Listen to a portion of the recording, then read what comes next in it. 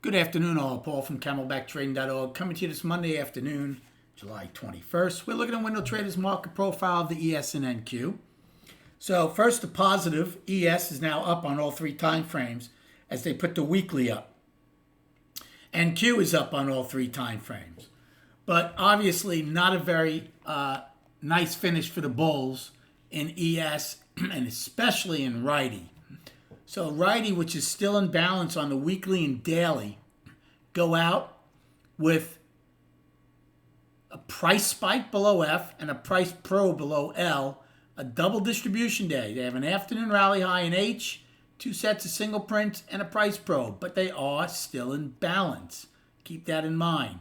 Okay, the 16th low is our balance low. It's a very large balance. So even though it's a horrible finish, it's still balance. NQ goes out with a 9-wide POC, and that's it. ES goes out with a 9-wide POC, and that's it. However, their all-time high is poor, and they did go out with a price pro, but not big enough that I'm going to use it. So I want to keep put a couple of things out there so people understand. Yes, the market came in hard off the poor high in ES and almost the poor high in NQ. There's no excess at NQ's all-time high either. But please keep in mind the markets just got very long. One thing that did not and could not have happened, we couldn't have lowered POC.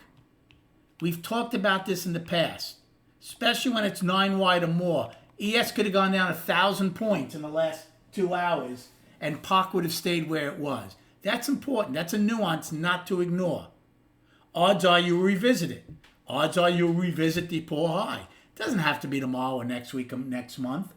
But for people who think, everybody's always looking to pick the end-all be-all top.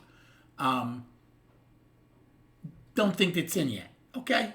Just please keep that in mind. Had a good day. Everything from the long side. In A period, I missed the overnight high from today, but I did get the overnight high, the all-time overnight high that we had in NQ. So that was nice. I took a long on a turnover in A. Boy, oh boy, I should have held it at 945. I mean, I did okay on it, but it ripped. And then I had some ebb and flow long. So A period, very nice start. B period, got A's high and ebb and flow trades. It was a very accommodating market early on. C period, IB high and ebb and flow trade. So A, B, and C got all the staple plays we look for and was very accommodating. I didn't do anything then till F. And at the time, that was the afternoon pullback, and I nailed it almost to the tick, so did well on that. And then I bought K period and L period. Now, I made money on both of them. I did have a long at half back in NQ. First time it got there, missed by 2 ticks, and then went up about 15. So I took it out, and then obviously came down and went a little bit below it. But again, a good day overall. So what do we look for tomorrow? Well, there's a couple of things. We've been talking about potential value island tops. Well, if we open below value low tomorrow in ES and NQ, we would have an island value top until we get into the value again at some point. Now, keep in mind, we've had that in ES at least twice before and NQ once.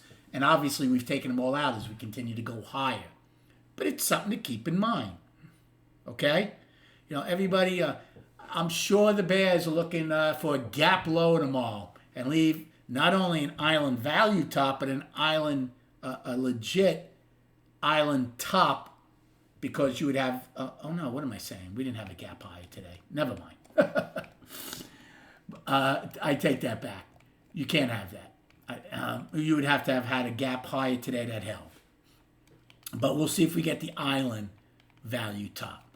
Again, please take this hour and a half. And that's all it is. KL and M. That's an hour and a half worth of, a year's worth of trading. Not so sure the bulls are done yet. we'll see. We'll see what tomorrow brings. Okay, please keep that in mind. And chart-wise,